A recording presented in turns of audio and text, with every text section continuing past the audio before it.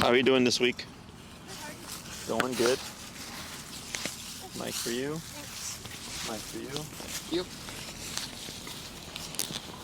All right, fill me in. Was it the week from hell or was it? He did really good walking. Excellent. He's really good at turning 180, and he's been staying close. And This most recent walk, I didn't even have to tap. Good. yeah, same. I just turned on and then found the working number or whatever. But then once we started walking, he just did what I needed him to. How's his behavior been? It's the same. Yeah. Okay, with the reactivity? When he knows. Yeah. Okay. He knows the collar does it. And Correct. he so when the collar is not on, like when he's in the backyard and I see. stuff, Sure. he's still crazy. When he's in the house and somebody walks past Sure. outside, he's still nuts. Okay. You know. When we're on the walk, at least for me, I don't know about for you.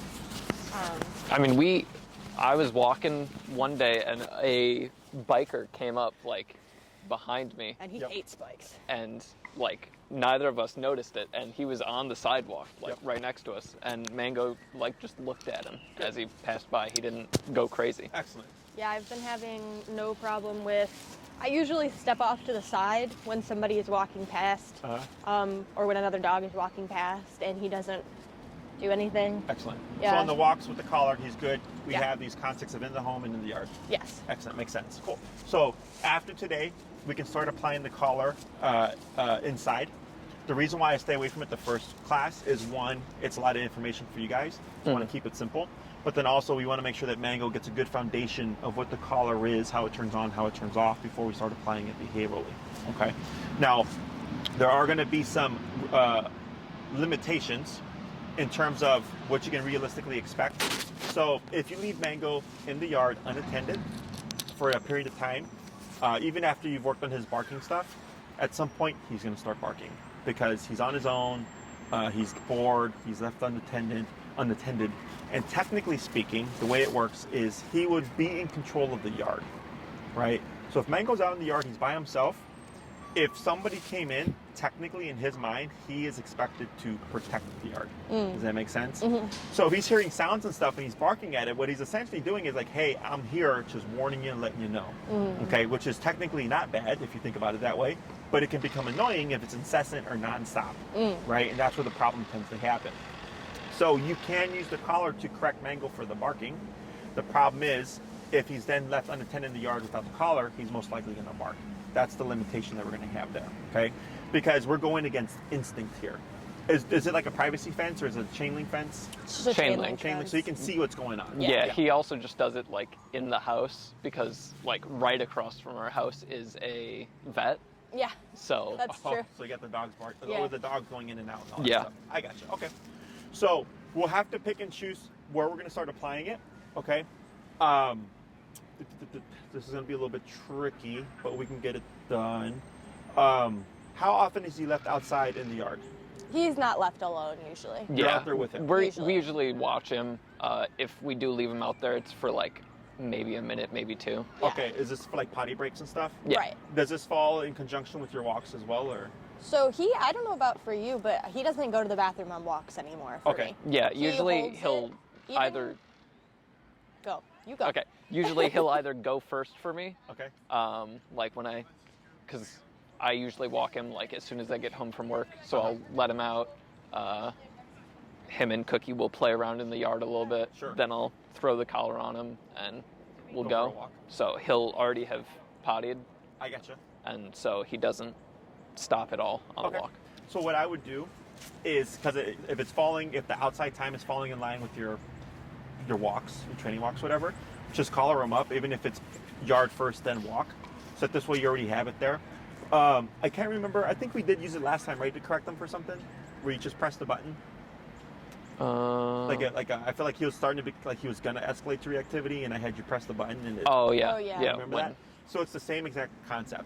So behavior is technically easier because it's simply consequence for what you don't want. Okay. What makes behavior more complicated is when it's fueled by fear or anxiety or something, because then we have the emotional component. So if a dog is scared of something, well, I have to correct the aggressive behavior, but then I have to do something about the fear. right? I have to build the trust with the dog. Otherwise, the dog is still going to be scared. It just knows I can't bark. Does that make sense? So in the yard, it's simple because it's just don't bark at that. He's being territorial. He's like letting people know he's there, and we're disagreeing with it. So it's the same concept. He'd have the collar on. I'd have the collar set at whatever his obedience level is at. And the moment you see him perk up, or you can see where he's thinking about it, that's technically where you want to correct. People tend to wait for the extreme. My dog is charging the fence, lunging and barking, whatever. Which, yes, you can correct there as well. But the earlier you can get him in the process, the more effective it is. Because for some dogs, exhibiting the behavior is worth the consequence. Does that make sense? So you might find like, yeah, I tap him at 25 and he'll stop the lunging and barking, but he always lunges and barks. So he's willing to do it and take the 25 and repeat it next time. Right. So then we have to try to either catch it sooner and or raise the level to find a number that deters the dog. Okay? So if it's, I'm going to let him go potty in the yard first and go for a walk, I would simply collar him up when we go in the yard. Everything's turned on, ready to go. The moment you see something about to happen, that's where you would correct and then let him be. I don't give any sounds here. I don't say no, I don't say I don't say stop. Okay?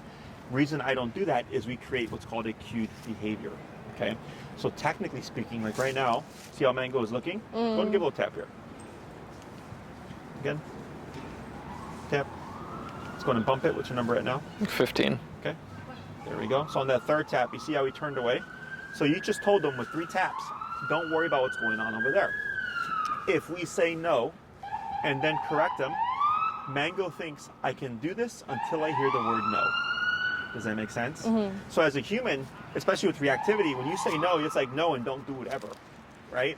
But for the dog, he goes, okay, no, not this time, but next time is okay. Not this time. Exactly, okay? So when we give the consequence with no warning, no word, the dog ties it to their behavior. Let's go and tap again. Tap, tap. Let's go and bump it. Tap, right there. What number is that? 20. 20. So here, with no cues, what he's learning is when I get too fixated on what's going on with these dogs, this thing turns on. The moment I don't fixate, tap, it turns off. Does that make sense? So he starts to make a decision, and he goes, all right, I'm in the yard. I see, this person, the vet clinic, right? I see a dog over there. Do I want to get tapped? I'm not going to bark. Nothing happens in the collar. I don't get tapped. So if I don't bark, I can avoid the consequence. Does that make sense? So, but if you would say no, you would always have to say no every single time in order to control him. Okay. And at some point, I'd like the dog to start self-regulating. And the way he does that is by us giving consequence to things that we don't want with no warning. Okay? Humans, our instinct is to warn because we feel bad about giving the dog the consequence. We want to give him the opportunity to avoid the consequence. But that doesn't help us. That helps him, but it doesn't help us. Does that make sense? It's like the red light cameras and stuff. Like there's a sign, but if you run the red light, like you're just getting the flash and the ticket in the mail 2 weeks later. It is what it is, right? Same thing for the dog. I want him to learn if I don't want the consequence, I don't even attempt the behavior. And that's how dogs start to self-regulate. Does that make sense? Questions? So here, with that dog being about 40, 50 feet away, albeit there's more energy there, you see how he's willing to keep turning back. So what does that tell us? It's not learning. He's not learning. So what tells us what? Have to keep correcting the behavior and have to correct it when he's queuing up You're for very the close. behavior. What else? Uh, What's the other variable here?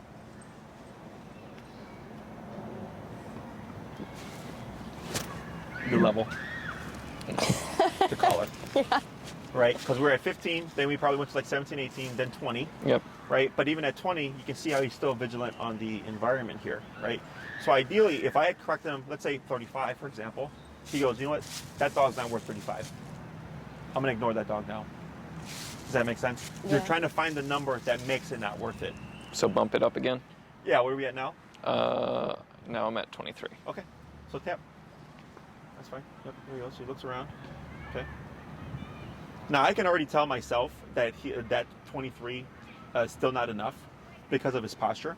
See how he's still kind of like a passive vigilance there? Yeah. Okay. This is all stuff that you develop in time. Okay, so I'm not going to worry about it too much, but this is to give you a concept. Okay, is if I'm out in the yard and he barks once and I tap him at 15, and then 2 seconds later he barks again, 18. I just keep repeating that process because I want to get to the consequence faster. That's going to deter his behavior. Okay, so I tend to jump up very quickly because I've been doing this for 12 years. For you guys, there's no rush, but you do want to continuously raise that number until you find, yeah, ever since I hit 35, like he's been a great dog in the yard, and we're not having to, like, you know, tell him no and all that stuff. He's quiet when he's got the collar on. He plays with Cookie and minds his business, and then we bring him back inside and he's fine. Okay. Other questions?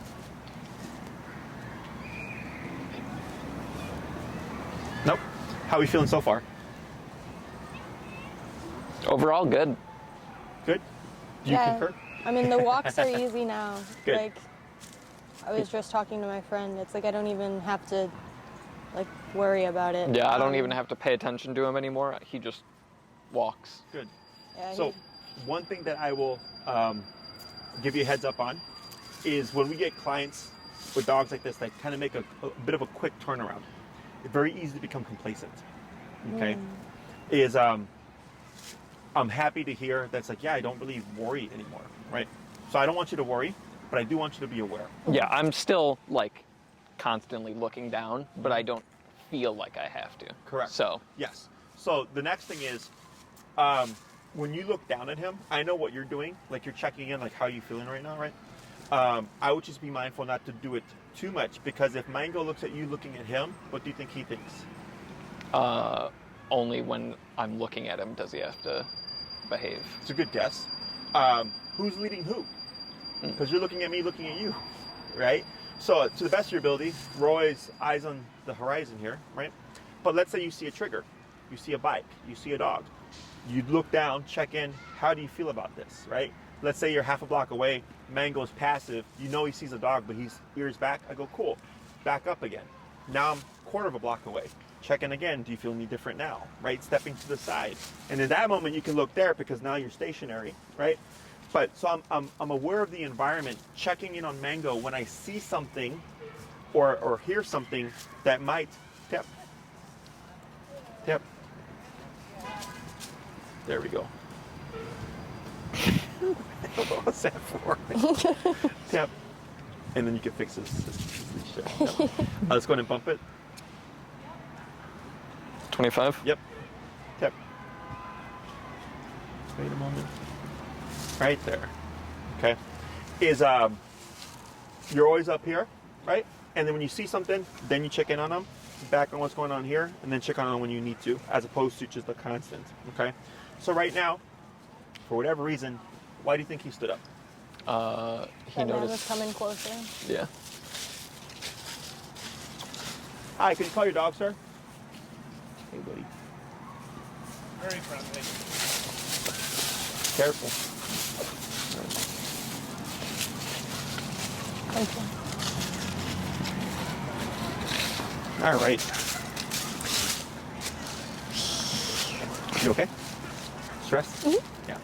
He did good. Yeah, well, he did good, but then also, what did you learn from that situation? That you can't trust other people's dogs. Yeah, to a degree. What else?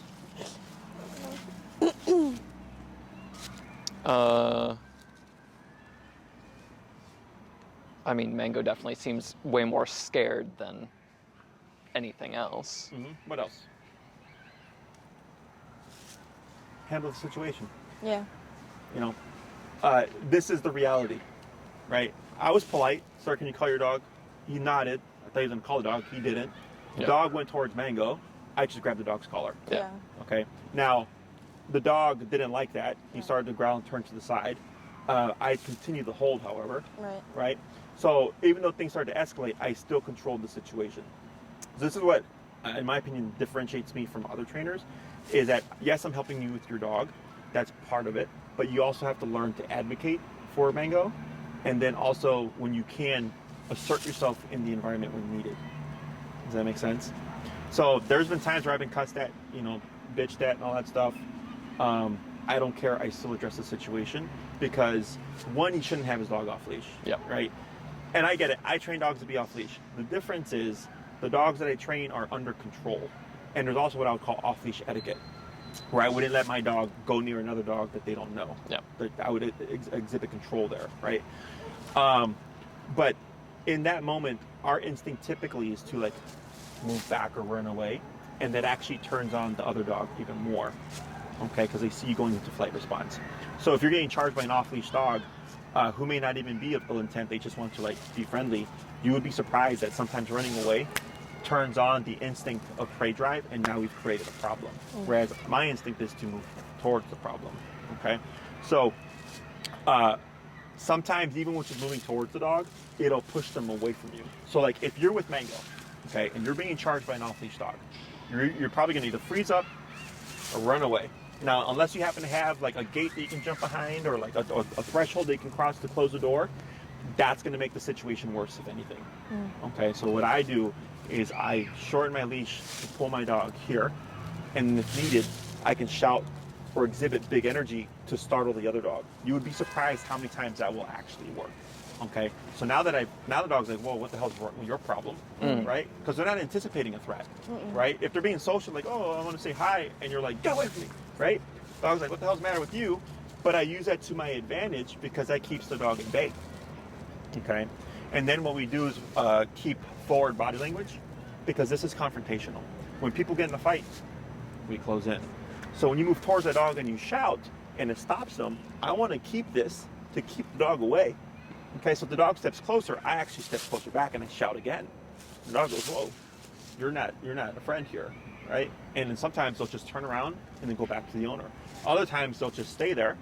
So then I might have to step in again to see if I can push them away. Otherwise, if I'm gonna retreat, I move like this. I move backwards. Does that make sense? I don't do this because that will turn the dog on, because the dog's like, now you're giving me your back. Does that make sense? So we'll cover that again in the future.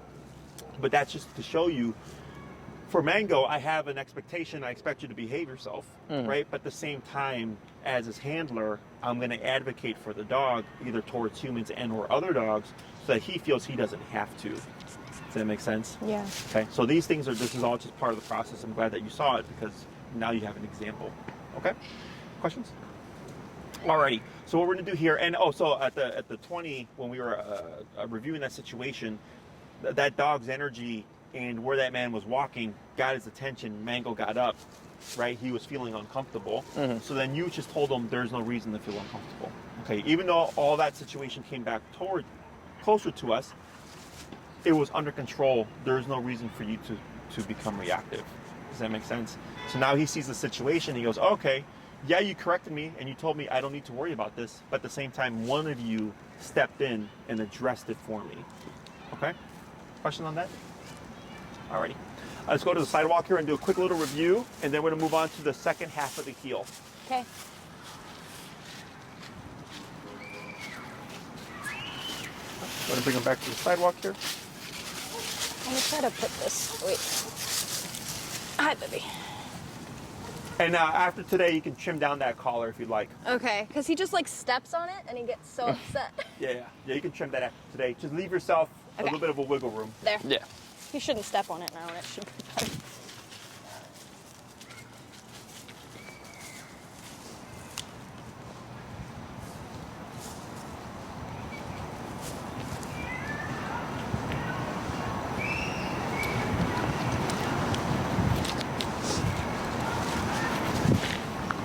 Good.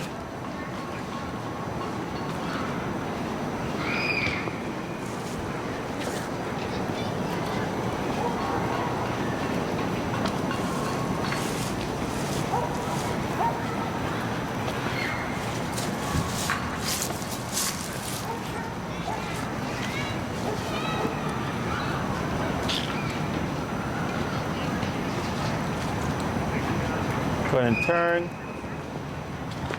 Good. So when you walk with him, he walks like this with you?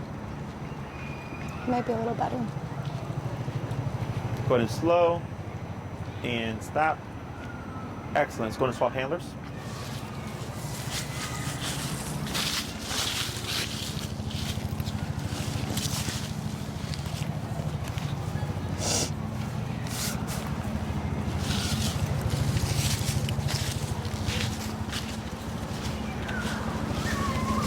Good.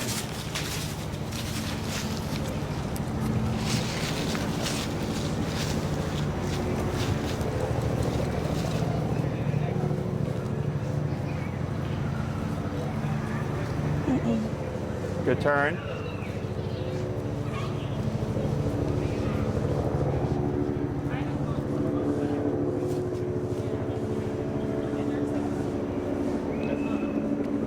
Keep relaxed.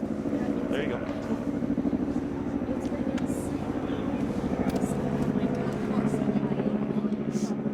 Good.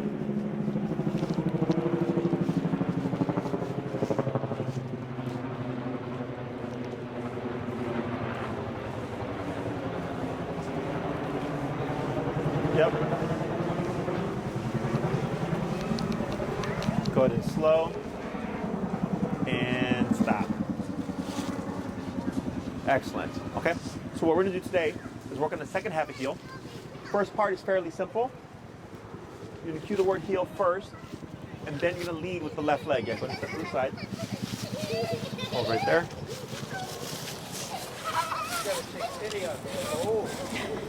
Come on, back to the play, guys. Good. Good. First part is easy. You're going to cue heel first, and then you're going to lead with the left leg first. Okay? So it'd be heel, and then step forward with the left leg. Now you're walking. Okay? Reason for this is dogs have a wider foot range than we do. So when you see that left leg moving forward, that's like a sign language telling them, now we're walking. Okay? In more advanced training, left leg means walk with me, right leg would mean don't move. Okay? It sounds super fancy, but it's literally just being consistent with how you lead the walk. Okay? So you're going to cue the word heel first, and you're going to lead with the left leg. When you come to a stop, what we're going to start doing as well is reinforcing the auto sits. Okay, so heel is a package. It means walk with me, stay with me, sit when I stop. Okay, so when you come to a stop, Mango is expected to put that butt down. So what we're going to do is we're going to lightly pull up on the collar, give a tap to create that sitting motion. Okay, now there's going to be an exception here because it's going to snow at some point, right? And he's a little guy, so I'm going to anticipate he's going to be uncomfortable with it. Is in the wintertime or when it's raining, some dogs don't like to sit because it's uncomfortable. When I deal with my behavior cases, as long as they're doing well behaviorally, I don't worry about it in the environments. Yep.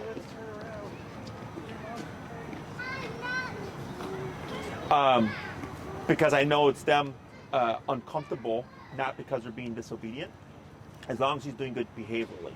Okay. However, if a dog is struggling with behaviors, then I'll tell him it sucks, but then we want to be more strict on these things because that little bit of leniency is leading them to push boundaries. Is that making sense? Okay. So you can see how he's very uncomfortable right now. Yeah. Yeah, it's okay. Question on any of this stuff so far? No. Alrighty. So I'm going to have you bring him to the sidewalk. You're going to cue the word heel, lead with the left leg, and if you need to, you can hug towards the side here with these kids.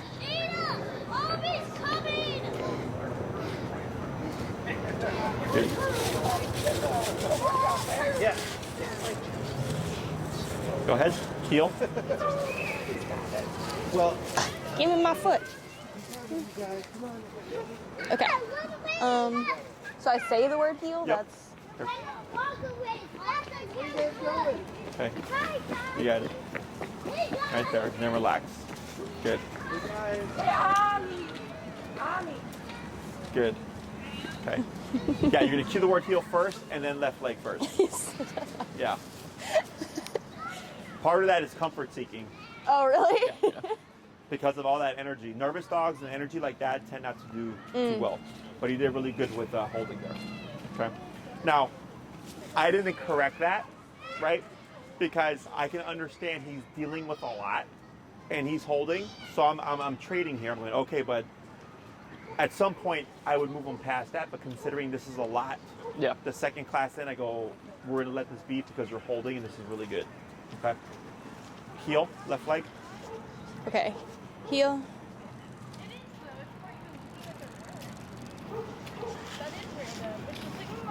And then slow. Yep, turn. Good. Good. And slow again. And stop. Excellent. So he sat by himself. We do nothing. Go ahead and give a little bit of praise. Good. Heel, left leg.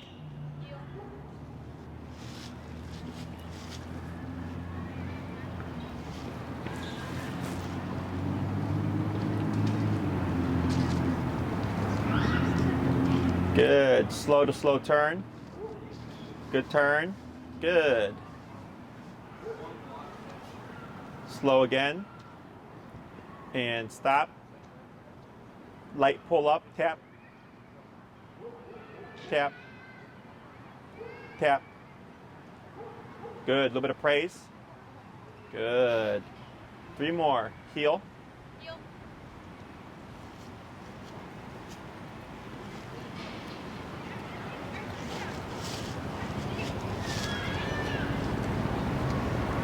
Slow to slow turn. Good turn. Yep, keep forward. Good. Slow. Stop. Light pull up. Tap. Tap. Good. A little bit of praise. Good boy. 2 more. Heel.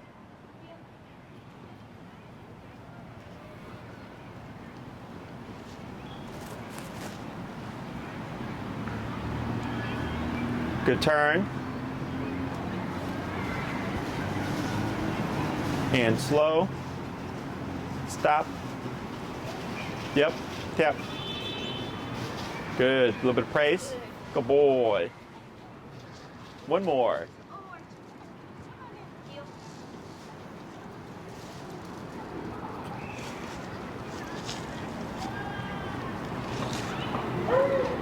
Slow and turn. Good turn. Yep, keep forward. There you go. Good boy. Slow to stop. Yep, nothing here. Good. Wait a moment.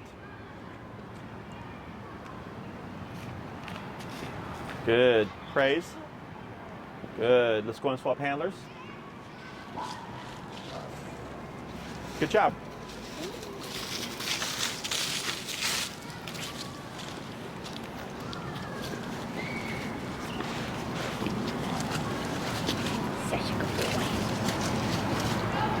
Excellent.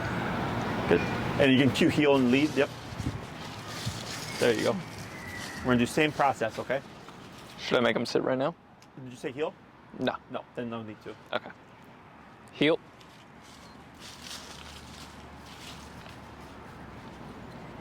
Yeah.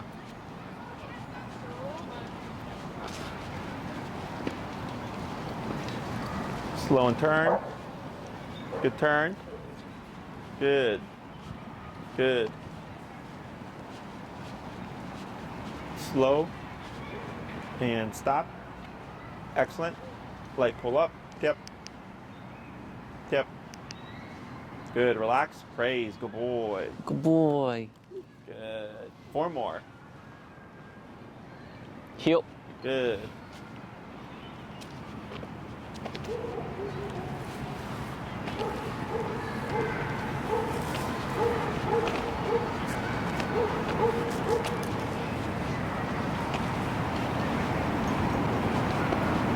Good turn. Where's Mango from again? Japanese. I should know that, I'm Mexican. Slow down and stop. Tap. Tap. Wait a moment. A little bit more of a pull up. And then relax. Good. Praise. Good boy. Let's dip down. Let's go down to 22. Good. 3 more. Yep. Tap. Tap. Tap. Go ahead and bump it again. Tap. Tap. Tap.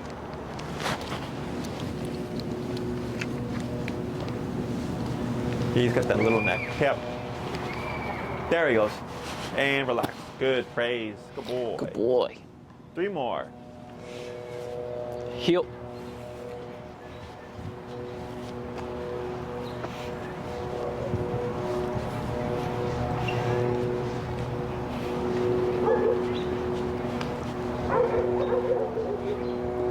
Slow to slow turn. Good turn.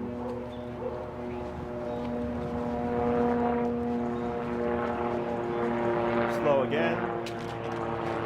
Slower. And stop. Good. Yep. Good. Relax and praise. Good boy. Good boy. One Good more. boy. Heel. Good.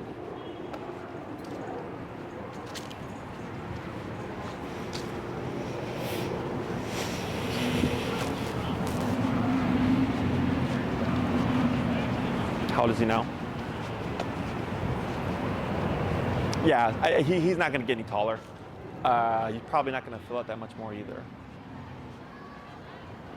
Because typically at this stage is like teenager body, and then after a year they fill out. And slow to stop. He's a good size. And praise, good boy. Good boy. Wait a moment, you got a bite coming. Good. Go into cue break and bring him to the side. Come on, break. Good. Break. Excellent. It's a break, Mingo. Good. Questions on any of that stuff? So here with the word heel, we have a formal on switch, right? Because last week it was just you press the button or whatever, and his assumption was this is what the one thing that I've learned, so this is what I'm going to do. So now that we have the verbal cue of heel, technically speaking, if you go out on a walk and you don't say it, Mango is free to do as he pleases. 'Cause he's off the clock.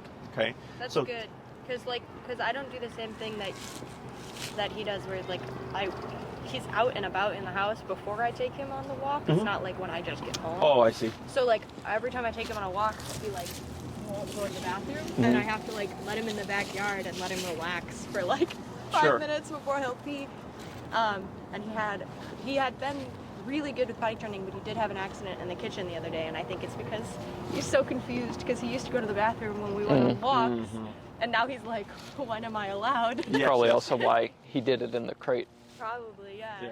So here, when Mango is on break, or if you've started to walk but not cued heel, like let's say you walk outside, he's on the leash, he's got the collar on, you've not said anything, right? You walk out, he's technically free. Yeah. So that time he's allowed to go pee or whatever, I don't care. But the moment we cue heel, all these things kick into play. Yeah. Okay. So think of our obedience as clocking him into work, and then break is our universal clock him out of work. Okay. So if we're in a heel and Mango starts to deviate and you're like, I think he has to go pee, we would correct that. But then I would walk 5-10 more steps, stop, break, and then let him go. So at least he's thinking it's on my terms as opposed to his terms. Okay. It sounds mean, but he's not logically breaking down, oh, you're allowing me this leniency because I have to go potty. He just thinks I decided to do this and I could, so what else can I do that I decide? Okay. Like reactivity. So so with the heel, you know, if we do, I think I mentioned this last class, 80% walk, 20% play. So if you're going on an hour-long walk, 80% of that walk would be in a heel position, being reinforced. 20% would be break your feet to be a dog. Okay. Questions on any of that? So here we added a few more things like slowing down for a turn and slowing down for a stop. The reason why this is important is it gives Mango a heads up. Okay. So heel is walk with me, stay with me, sit when I stop. And it's very similar to driving. So when we're driving, to communicate with our other drivers, we pump our brakes to flash our red lights, we put on our blinker so that people can kind of adjust to what it is that we're doing and vice versa. Same thing for Mango. So if I'm walking with him and I'm coming to a red light and I just abruptly stop, it's so abrupt he's most likely going to keep going. Technically speaking, we would have to correct that because he did pass us, but that would be handler error. So if I see a red light, I slow down. Mango slows down as well. I stop with the red light. He stops with me. He automatically sits. Okay. So this is how we start to balance out the training. Is now that we have his attention and he's paying attention to what we're doing and following our speed cues, it allows him to avoid the collar. But if I slow down and he keeps going, what does that tell me? Correct, right? Because he's not paying attention. I slowed down, he kept going. So then I would turn and correct him to say, hey, bud, you need to pay attention. Okay, and the more that I do that, the more attention I'm going to have, the better he'll be in the long run. Okay? Question on any of that? So now what we're gonna do, that was the easy part, is when we're in a heel, there are two major types of turns. We technically already covered one, but I'm gonna cover another one. So we have the pivot turn and then the crossover turn. The pivot turn is the same turn that we used to correct Mango. We're walking, he passes, you would abruptly turn and tap on the collar and go the opposite way, okay? That is forever. So in a year from now, if Mango were to pass you, you would still turn and tap to correct him, but technically at a year from now, you shouldn't need to do that, okay? But by default, that's how we correct dogs that pass. So that's what I would call the correctional pivot turn. It's abrupt, it's sudden, it's meant to catch the dog off guard. Then I have what I call the communicated pivot turn, which is we're moving in a very specific fashion to let Mango know what's happening so that he can follow our lead, okay? So when I'm getting ready for that pivot turn, I'm gonna slow down, at least 3 steps more is fine. And I'm gonna lead the turn with the left leg, step back to the right leg, forward with the left leg, now I'm going the opposite way, okay? So again, I slow down, Mango slows down, left leg, left leg, and then I can pick up speed if I'd like, okay? So it's a very linear movement. If we take the crack of the sidewalk here as a guide, I should stay within or stay on the crack of the sidewalk with this movement, okay? The next one is the crossover turn. This is where we're gonna be crossing over Mango, turning left. So I'm walking, I slow down, Mango slows down. I'm gonna lead this turn with a sharp 90-degree cut with my right leg, left leg, and then cut again with my right leg. Now I'm going the opposite way, okay? Same thing, if we use the cracks of the sidewalk as a guide, I'm walking, I time it, so it's right leg right on the crack, left leg, right leg again, now I'm going the opposite way. The reason why we lead with the right leg is because the left leg's so close, if you turn left, you're gonna punt right into Mango. When we cross with the right, he sees it, he doesn't want to collide, so a dog's instinct is to start to pivot off the body so that they give us space and they stay out our way, okay? So with these movements, by slowing down first, you're letting Mango know something's changing, kind of like flashing your blinkers. He looks at you, goes, what are we doing? And he sees these movements and he's able to move with you naturally, okay? Question on any of that stuff? Nope. Who's gonna go first? No, you go first. Nope. Nope. All right, fine. Hi, baby boy. Yeah, nobody here. Back.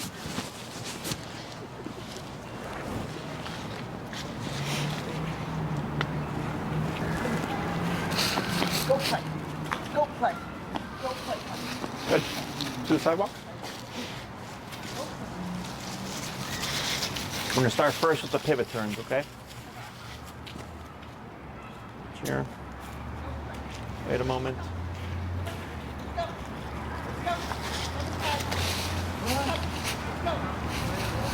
Good. Heel left leg.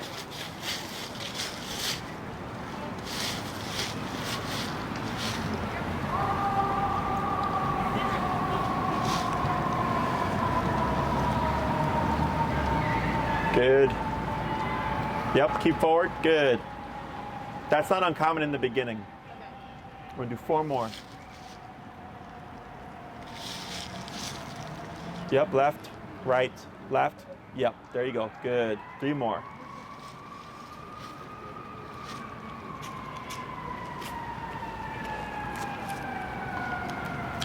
Better.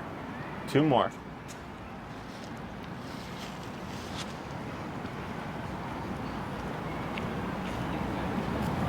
Yep, keep forward. Good job.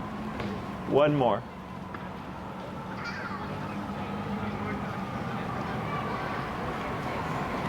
Good. Yep. And now slow. And stop. Excellent. Hold right there. Wait a moment. Good. Relax. Good. Good job. So you see how you kept stopping, right? Because right now he's trying to figure out what it is that you're doing. We don't need to correct there because he's not, it's not that he's not paying attention, because he is. He's just going, what are you doing? So as you practice this more, you'll start to see, I think the 3rd or 4th one, he actually just turned around you. That's what it's going to start becoming, okay? So now we're going to do the crossover. That's you turning left, leading with the right leg. Okay. Okay? Turn, I step in front of him. Yep, and then left leg, and then cross in front of him again. Right leg. There you go. Good job. Okay. Okay. Wait a sec. Okay. Good. Good. Getting thrown into the gauntlet today. I know. It's good. It's life. Heel. Heel.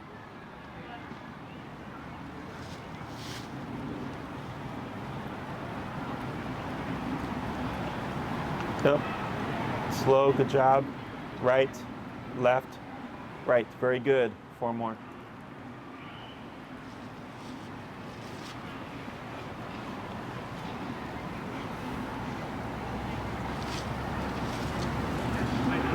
Almost. So that one you step forward on right, Yeah. where you would cross with the right. Yeah. Okay. But you see how it felt awkward? Yeah. That's how you can tell that something's wrong there.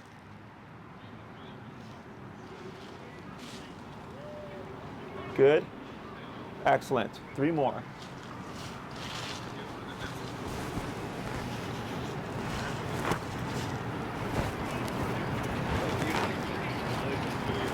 Hello?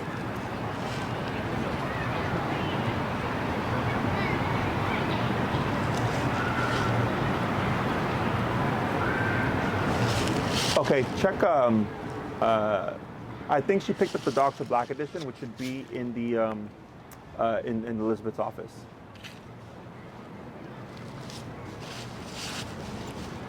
No, you could just grab one. I think I saw the order come through. Just confirm with her that it's the Dr. Black edition, and you can just grab one from Elizabeth's desk. But I did see an order come through. Okay, right. Thank you. Excellent. Let's go to swap handlers.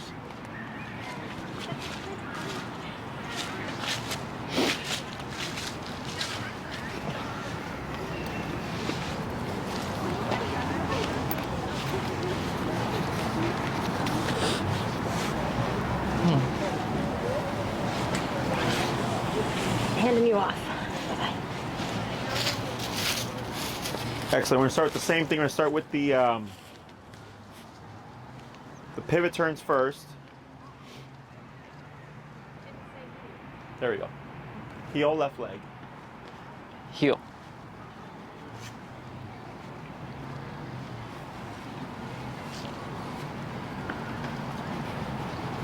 Oh, wait. To your right? Yep. Yeah. So Almost. I go left, So left forward, back on right, forward left. forward, Yes. left. You got it. Good Gotcha. job.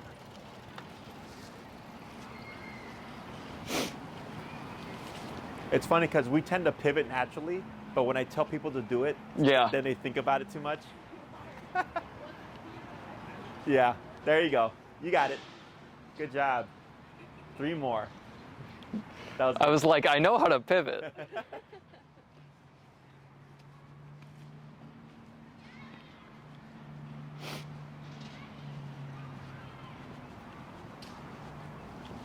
There you go. Much better. Good.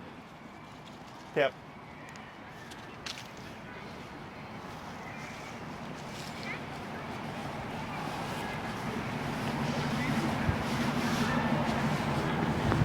Good. 1 more pivot.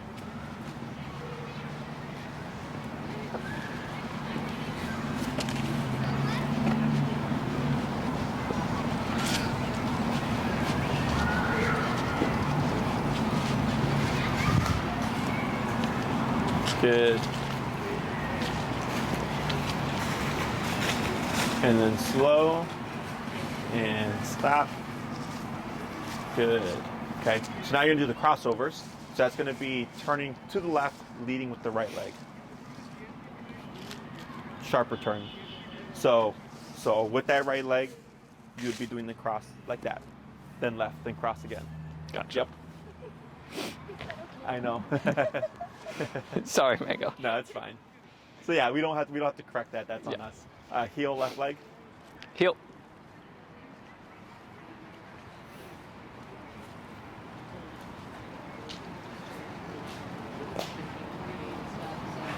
Texting me at like Here. 10:30. Careful. Yep. Good.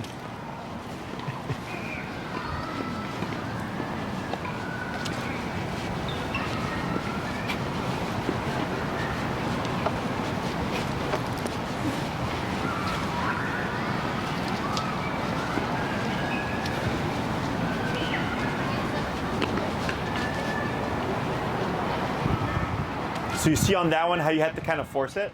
Why do you think that is? Either he's still learning or I'm still learning. You're still learning, yes. You forgot to slow down first, Gotcha. okay? Go ahead and shorten your leash a little bit with this kid on the bike. Yeah. Good. Forgot again. It's okay. Yeah, but I think there's like We'll try again. So I'll coach you to this next one, okay? The crossover is the more complicated of the two. So going to slow here, keep forward, and then time it. Yeah, there you go. A little bit better. Good, and then speed up. Good.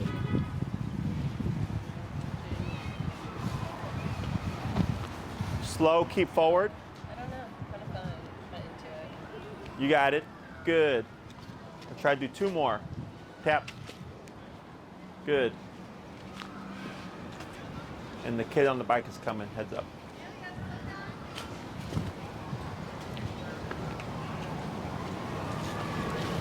Good. Slow. Push through, you got it. Good.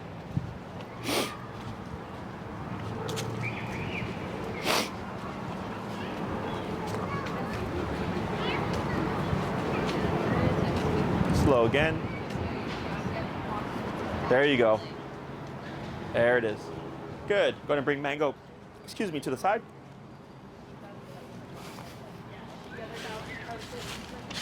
Perfect. Good. So, where you were struggling on the crossover is right when you were slowing down, you were also going into the turn. So what I would do is slow down 2 to 3 steps and then go into the turn. That last one is essentially what you did, which is, Yeah. I think that was probably the best turn out of all of them because you slowed down for a bit and then went into it. Okay? Question on any of this. So what I suggest in the beginning, because it's not natural for us to like turn like this specifically, right? Is after Mango's had his potty break, start with 5 heel to stops, 5 heel to pivot turns, and then 5 heel crossover turns, which is essentially what we just did right now, and then go on your walk. This is for you, not for Mango. Okay? He, for the most part, did well. The only part where he was struggling was with the sits and the pivots. But otherwise, on the crossovers, when you did it, he was doing just fine. Which is funny, because typically dogs sit for the crossovers and take to the pivots faster. So once you do this a few times with him, he's going to realize, like, oh, you're not stopping or anything. You're just going into these turns, and then you'll just see him start to fall more naturally. Okay? The reason why we don't correct that stuff is because it is the dog just learning. Because it's not something that you probably have done with them in the past, right? So he's thinking, are we stopping? What are we doing here? Once he figures it out, all that goes away, okay? Now, if you slow down to do a turn and Mango keeps going, what would we want to do there? Correct that. Correct, right? Because you did your job, you slow down, he's not paying attention, he's passing you up. We would do the abrupt turn and tap to bring him to your side, right? And this goes for either turn. So if you're slowing down to make a left turn, a lot of times people get caught in the intention and the dog will keep going, so they'll pull the dog back or they'll do these like really wide steps to kind of work around them. It's very awkward. We don't do that. We would simply pivot away, tap to bring them back to our side, turn around again, and then reattempt it. Okay. The reasoning for having these two types of turns is to keep the heel fluid. Otherwise, you find yourself stopping, readjusting, and then saying heel again to go a different direction. But also, in my opinion, it's to help the dog look to you more. Okay, because now you're communicating with him in a way that he understands. So dogs' primary 2 languages are physicality, nipping and biting. That's what we did last class with the collar, turning away and pressing the button. To teach him when this turns on, you can turn it off by paying attention, blah, blah, blah. And then today we added in the body language. Okay, so dogs use nipping and biting and body language to communicate with each other. So we're taking those 2 things and we're combining them, which is why it's helping him kind of pick up on it a lot more quickly. Okay, very important. When we're in a heel, anytime you're going to do anything different, like stopping and or turning, you preface it with a slowdown. At least 3 steps, more is fine. Okay. Questions on any of that? Nope.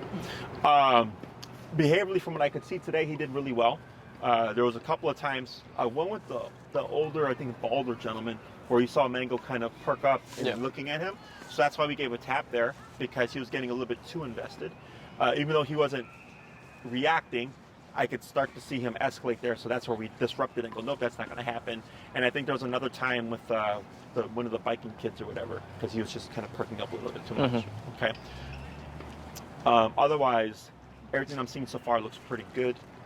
For the next class, do you have anything particular that you would like to cover? Bring up the stuff that annoys you the most. That's why we're here. Oh, like, come here. Oh, yeah. He, remember how I was telling you, like, if we don't clear away from a doorway or something, like, he won't come through the doorway? Like, Is this in the home? Yes. Okay. I would like it if I could just, like, open the door and he would just come in from outside. Like, is this similar to what happened, I think, when you came for the consult, like, you wouldn't go up the stairs or whatever? Is that kind of the same type of behavior? Right, like, he won't, he'll, if he's outside and we want him to come inside and he doesn't want to, he'll, like, come to the door, but then if we're still at the door, he'll just, like, run away. Yeah. And then he'll come back to the door, but we're still there, so he'll run away. And I have to, like, get a treat and then go all the way into the kitchen. Yeah, we have, like, a mud room. We have to, like, open the door to the outside, open the door from the mud room to the kitchen, and then go through, and then he'll come through. Then he'll come in, yeah. He, like, won't, I don't know why, but it's really annoying. The only time he doesn't do that is, like, in the morning when I'm going to feed him, and at night when I'm going to feed him. Yeah. Okay. So, what you can do for this week is when you have him on a leash, like coming in from a walk, I would practice walking through these thresholds. If he's on a leash, will he do it? Or will he, okay, so he'll do it no problem with the leash on. Yeah. But without the leash, he'll give you the resistance type stuff. Okay. Or, like, if we go outside, if I go outside and like, grab his collar, he'll act like it's Like no he's big just deal. Like, walking what, in. Why, what are you doing, Mom? Like, I would come in. Like, it's not a problem. Like, Yeah. it doesn't- As soon as, like, Anything is on him, he does it. Yeah. I got you. Okay. So then let me scratch that idea. Because part of that to me sounds like a little bit of a recall, but I've also seen that before where dogs didn't have had problems with crossing thresholds, except in those cases, on or off leash, the dog would have a problem crossing the threshold. Yeah, no, he's just weird. Okay. He's probably just, it's like, he just doesn't want to come when we call him. Like, Okay. So I'm just trying to figure out what would be the best thing to cover next class. So we can cover recall next class, for sure. Do you happen to have a long leash? We could get one. Yeah, you won't need one. So Tina should be reaching out if she hasn't already. There used to be a porta potty here, and that's what I used to use between clients, but they took it for the season. So she's going to start moving everybody to the facility starting next weekend. Yeah, she Okay. will. So I'll have leashes at my facility, so no worries there. Okay. They're like $30. I'm sorry, they're like 12 to 16 bucks. 30 feet is the perfect length. Okay. Anything less tends to be too short. Anything more tends to be too long. Okay. So they're like 12, 16 bucks. Nothing fancy. You're only going to be using it while you're training, and afterwards it's just there. Okay. Is what we can cover recall next class, and then something that I would put on our to-do list is I would have to put what we call pressure on him. Okay, meaning I'm going to have to come into his personal space to see how he does. Okay, this is just another layer to the reactivity stuff. In case, like right now with those close proximities, he was doing good with like the kid passing and everything like that. So that's technically pressure because that's coming right past him. That's one thing. Another thing is coming directly into his personal space, uninvited. Yeah, probably not. Okay. So we're gonna have to cover that. We're gonna have to correct that as well. It's not gonna be pretty. Just heads up. Okay. For sure. Expect to he might express his anal glands. He might poop himself. He might even throw up. It's all because of stress. It's not because your dog is in any kind of harm. Yeah. It's just when the brain panics, that's usually the stress response that we get. Okay. So that'll just take a class, and then that'll be part of. I'm trying to remember here. People coming over, like, does he warm up to them after a period of time? After a period. Well, no. He picks who he likes and who he doesn't like right away. Okay. Because, like, your mom has been over how many times? And he still freaks out. Well, yeah, Alejandro but came over once. He was like, yeah, Alejandro's cool. Lupe came over once. He was like, yeah, Lupe's cool. Like, it's So I don't think he is warming up. Okay. I think he picks who he likes, and those people are okay. If like Alejandro still, if he like does anything quick, Mango will be like, hey, hang on, what are you doing? You know what I mean? But like his mom, like he wouldn't even let her in the door. Yeah. I see. Okay. So we could do one of two things. We can cover recall next class, or if you'd like, we can have an in-home to cover having people come over. Okay, there's going to be a couple of parts here. So one is having people enter the home correctly in a way that he understands. And then the second part is pressing his threshold with me going into his personal space. Okay, and then another potential piece of the puzzle is how once we've covered the front door, once we've covered putting pressure on him, then pushing him out of his comfort zone and socializing him, and then pairing it with food to create positive association, to start building his trust with like his mom and like people that he's not warming up to. Okay, that'll be its own thing. And then on the opposite end, we're also working with obedience. They kind of work side by side. Yeah. So then as we're covering another topic, you're still practicing other stuff. Does that make sense? Yeah. So what would be a more of a priority for you, recall or people coming over?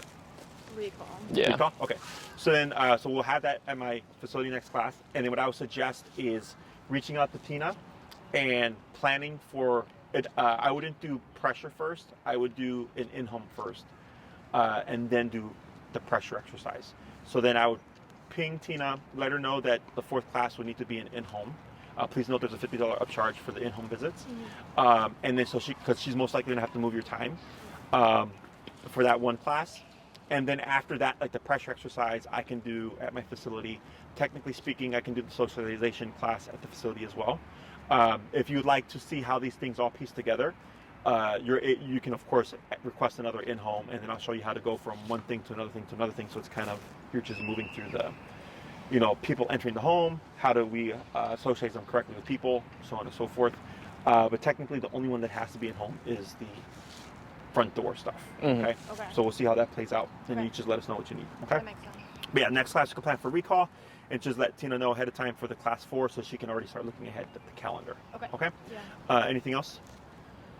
Yeah. How do we go about? So like our other dog, Cookie Monster, she's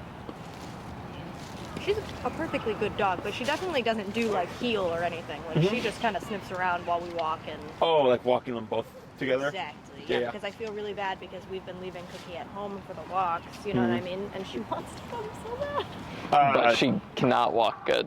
Do you happen to have like a gentle leader for her? Have you ever used a gentle leader before? No. Gentle leader is they use it for puppies. It goes over the nose and then behind the head, and it's got the clip here. Yep. Yeah. So that allows you to walk her, have more control, so she's not all over the place, to make it easier to walk with Mango. Yeah. But doesn't really require a lot of training. Okay. Okay. We can do that. Yeah. Yeah. Because I don't want to leave her at home anymore. Yeah. I knew that like when we were first working with him, like to focus. Yeah. Yeah, like we needed to do it by Because ourselves she's because it would all be over. so hard with her also. But now that he's like better, at least like when I walk, like I don't even really have to worry about it. Like we were talking about earlier. Obviously, we're still paying attention, but like he basically just listens. I want to be able to bring her to. Yeah. No, I gotcha. Yeah, I would do the gentle leader for her. Okay. It's easy, and then so you know the tool I'm talking about, right? Has she ever worn one before? No. No. Gentle leaders typically come with a DVD. Okay. I'm not sure if they still do that now. Or you can go on YouTube and look up gentle leader conditioning. Yeah. If you can't find anything, you can let me know. I can find something for you. Okay. But you'll probably have to pair food with the gentle leader, because it's unnatural for a dog to have something on their nose. So you might see them fight a little bit. Yeah. But it'll give you the most control to make it walking both of them much easier without having to like train her too. Right. Does that make sense? She's very mild. So like if we just like do like how you teach them like how to put on like the collar, you like hold it and then you like pair it with Similar, correct. Yeah, so I think if I watch that and do that, like I'm sure she'll have she's very mild. Yeah. Like, so yeah, that's what I would recommend. And then if for whatever reason, if walking the two of them is difficult, then we will have a class where you can bring Cookie Monster, and then I can see what's going on and help you figure that out. Okay. It's not complicated. Yeah, other questions? No, that was my biggest thing. Yeah. Yeah, no, you can start incorporating her. Just a heads up, potentially you might see some regression from him. Yeah, we were because expecting now he's got Cookie Monster, Yeah. and to a degree, she's going to empower him Yeah. to give something to protect. Okay, Yeah. so don't be surprised and don't be discouraged if he starts to regress a little. It's going to be simple. It's just simply correct, and you're going to teach him like, okay, even when Cookie Monster is around, you're still expected to like behave yourself and all Yeah. that. Okay. Yeah. Other questions? Are you I can't. excited? We're gonna start using it in the yard so that he doesn't bark Yeah. as much. Yeah, Are you so excited? super simple. Put the collar on him, and then when you see him about to, like, he's going to bark, correct him. And if you see it, like, earlier, how he was unfazed by it, just gradually go up. And then, like, let's say you end at 25, and it's like, okay, the next time you go out in the yard, start at 25. Yeah. And then just go from there. And eventually you'll find a number where it's like, yeah, ever since I hit 35, Mango was, like, not I don't doing it want to hit anymore. 35. You know, I did it to myself because, like, I was like, I'm gonna try it because I am worried, Mhm. and I did, and it really is not bad until Mhm. you get like. And once I got to like 40, I was like, never mind, no more. Yeah, yeah. So like, if you were a dog that I was training, that would be your number. Right. Right? Because that, like, I would be like 38. I'm Yeah. just underneath the cusp Yeah. of like, oh, I can't tolerate this. Yeah, But that's why it works. for sure. Okay. It makes sense. Dogs don't perceive it the same way as we do. Yeah. Because for a little guy, like, he's up there, right? He's like 20 something. Yeah, 25. Which, I mean, it's low, but he's higher up for like a smaller dog. But even with that, like, I can still see room of us going up higher for Yeah. certain things. But yeah, it's just a muscle stimulant. Yeah. It's not gonna kill him. Not super bad. No. It's just the perception of what Yeah. it is. Anything else? Good. Well, good job this week, guys. You made great progress. Next class will be recall, and then just ping Tina for the class 4 for the in-home. Can do. If anything pops up, or if, like, let's say it doesn't work out the schedule, it's not a problem. We can still have class 4. It would just be something else. And then Mhm. whenever the next one we would be able to do the in-home would be the in-home. Okay. All right. Sounds good. Awesome. I'll take your mics before you head out. Okay.